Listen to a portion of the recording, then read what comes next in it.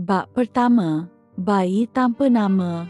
Malam itu, pada tahun 1969, hujan turun perlahan, seolah-olah langit sendiri sedang menangis. Di dalam sebuah rumah pelacuran di Bandar Kota Baru, Kelantan, seorang wanita yang kelihatan lesu membalut bayi yang baru dilahirkannya dengan kain batik lusuh.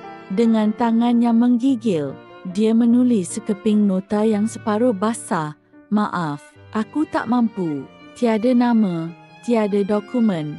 Wanita itu berjalan perlahan-lahan, menahan kesakitan dan kemurungan. Tiada hala tuju. Akhirnya dia meletakkan bayi itu di sebuah surau berdekatan. Tanpa pelukan, tanpa kujupan, tanpa kata-kata perpisahan, dia berlalu pergi, meninggalkan bayi itu kesorangan, sedang tidur dengan nyenyak. Bayi itu kelak dikenali sebagai Bayu. Di pinggir bandar tersebut, satu serbuan dadah dilakukan di sebuah rumah yang berakhir dengan 2 tangkapan. Di sudut bilik rumah itu, seorang bayi lelaki sedang menangis, ditinggalkan oleh ibu bapanya yang kini dalam lokap. Tiada siapa tahu namanya, tiada siapa tahu bila kali terakhir dia disusukan. Bayi itu kemudian dipangku oleh seorang anggota polis dan terus dibawa ke balai. Bayi lelaki comel itu kelak dikenali sebagai Rizal.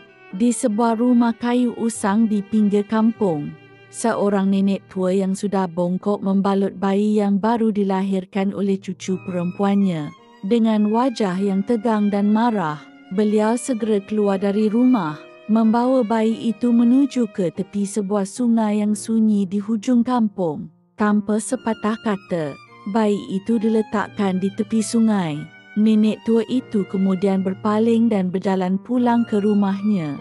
Di dalam rumah, cucunya yang bernama Khatijah bertanya dalam keadaan lemah, "Di mana bayi saya, Nek?" Neneknya menjawab dengan suara yang dingin, "Aku dah serahkan kepada orang lain untuk menjaganya.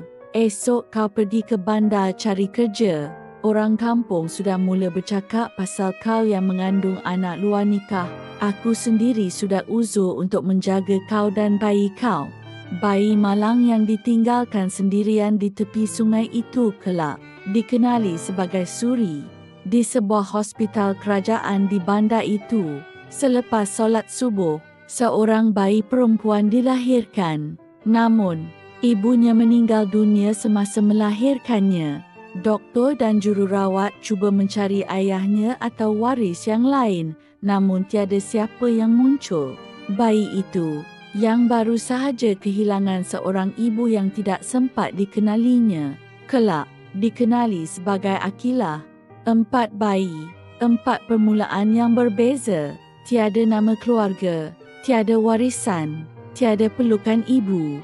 Namun takdir mempertemukan mereka di satu tempat, Rumah Cahaya Kasih, sebuah rumah anak yatim piatu yang terletak di pinggir bandar Kota Baru, Kelantan, di bawah jagaan seorang wanita bernama Mak Timah. Mereka tiba di situ pada usia 4 tahun, sekitar tahun 1973. Masih belum tahu membaca, tetapi sudah tahu apa itu kehilangan.